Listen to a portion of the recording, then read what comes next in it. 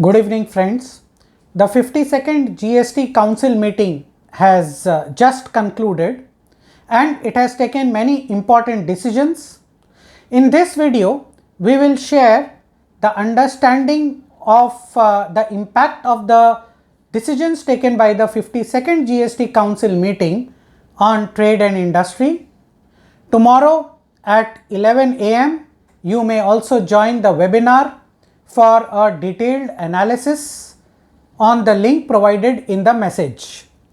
The most important decision taken by the GST Council 52nd meeting is that corporate guarantees provided by the directors or managing directors to the companies when no consideration has been exchanged shall not be leviable to GST.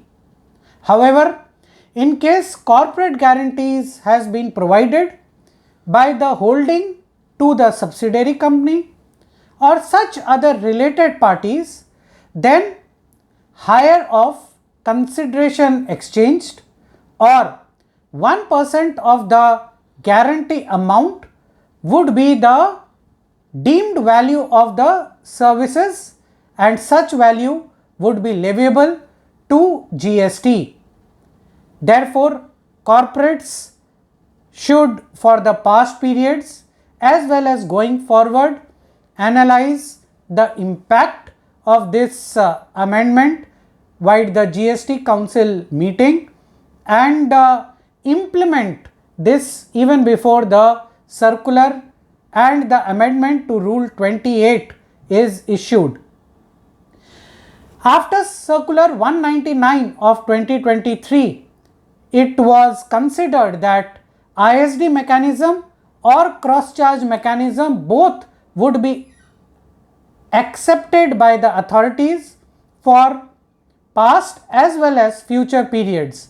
However, the 50th GST Council meeting press release made it very clear, and now the same has been provided in the press note also, that ISD would be mandatory to distribute the common third party services between the HO and the branches.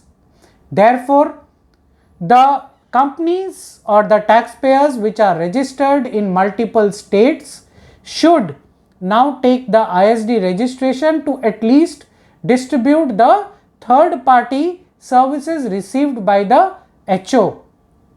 This is a very important amendment, and again, before issuance of notification or circular, the taxpayers should act on the basis of the press release itself and set the procedures accordingly.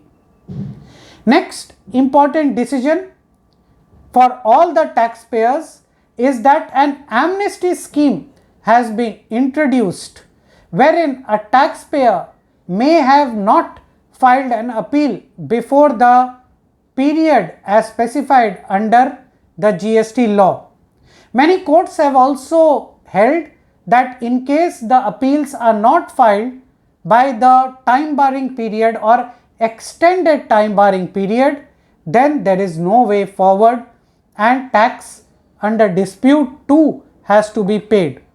Now, by making a payment of 12.5% pre-deposit, out of which 2.5% additional pre-deposit has to be paid while the cash ledger appeals which were not previously filed within the time barring period can be filed by 31st of January 2024. This is a major relief and taxpayer oriented decision, and all the taxpayers who have not filed the appeal by the time barring period should prepare to file the appeal now and should not delay or wait till 31st of January 2024 to file the appeals. This is a golden opportunity. There is no additional cost, only 2.5% additional pre-deposit which would be released in case a favorable order is received against the appeals filed. Next important decision is that the DRC 22 forms which are issued for attachment of property and bank accounts, that would be amended so that the DRC 22 would not be valid for more than a period of 1 year.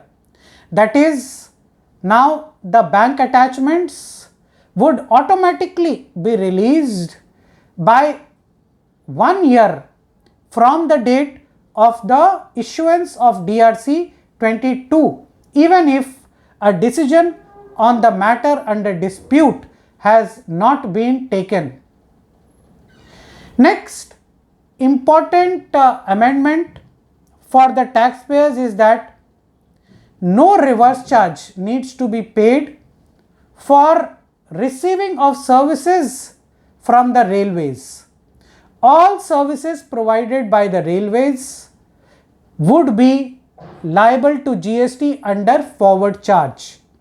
So, the services provided by the railways should become cheaper, at least if the benefit of this decision is passed on by the railways. The taxpayers would need to amend their processes that in case they were paying a reverse charge on the services received from the railways, now after issuance of the notification to implement this decision shall not pay under reverse charge and shall take the input tax credit of the forward charge charged by the railways. A question was asked in the press conference by the Honorable Finance Minister that whether the demand or the amendments of GST leviability on the gaming or gambling was retrospective, as more than 1.5 lakh rupees of show cause or demands have been issued to gaming or gambling companies. It was clarified that this is not a retrospective levy. The levy was always there, and therefore such show cause notices and demands, in our view, has to be contested by the taxpayers in the courts. The Revenue Department is all set to litigate these issues. Another question was asked. We all know that there is a subcommittee which has been formed for understanding and reviewing whether purchase of metal scrap can be brought under reverse charge. It was clarified that the subcommittee is still analyzing and reviewing the issue.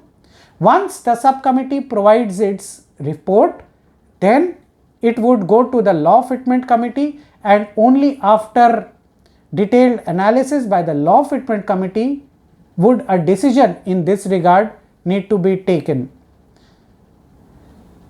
So, all those metal companies or manufacturers still have time, as well as scrap dealers of metals still have time and an opportunity to represent before the council on the issues and hardships faced in this sector. Certain important rate reductions on goods and services have happened. On goods, the GST on molasses has been reduced from 28% to 5%.